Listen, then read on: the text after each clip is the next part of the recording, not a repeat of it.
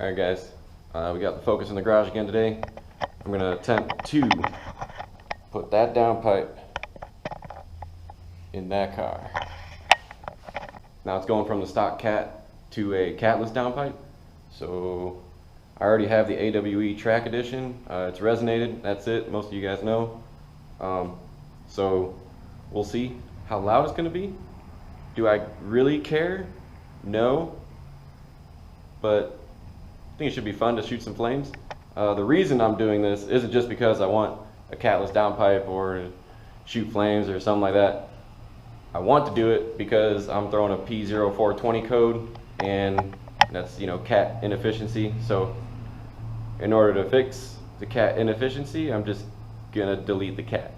All right, so I'll do some updates along the way, and here we go. All right guys, so we're almost out with the downpipe. We got most of the stuff off. Just all that crap just laying around. That's Daisy. Say hi, Daisy. She says hi.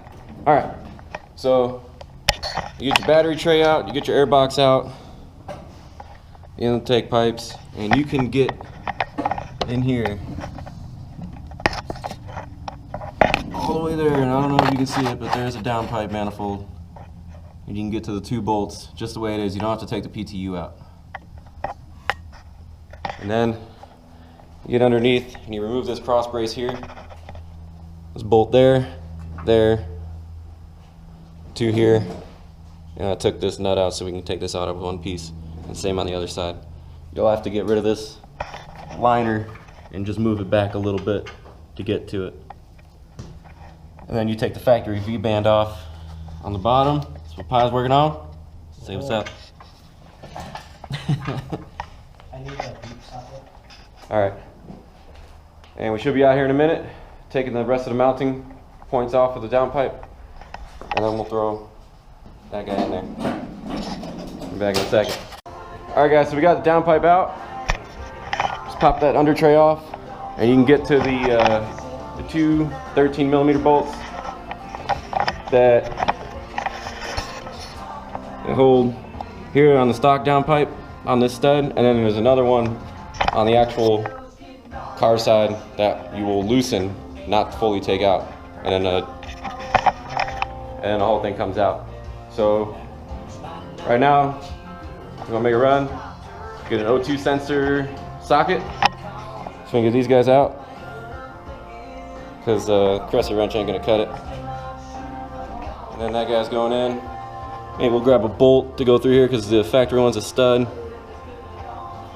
All right, swap over the O2 sensors and slide that thing back up in there. Got a new gasket. We'll make some flames. All right guys, so we just started it up real quick. Threw the battery in just to make sure there are no leaks. Because I had a questionable gasket. You can kind of move it between the flange and stuff. But there was no leak at the turbo housing where the downpipe meets it, so that was my concern.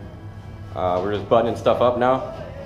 We're gonna he's throwing the under tray back on now. I'm gonna start buttoning up the top stuff here, battery tray, intake, and we'll take it down, and it should be cold enough where we get a good cold start. All right, what's up guys? It's the morning after. We did the install yesterday, finished it all up. We did a little test drive. I didn't record it. 1, my GoPro battery was dead. 2, just wanted to make sure there were no issues. And 3, I wanted to get like a true cold start, so just let it cool overnight, and then start it up for you just here in a second.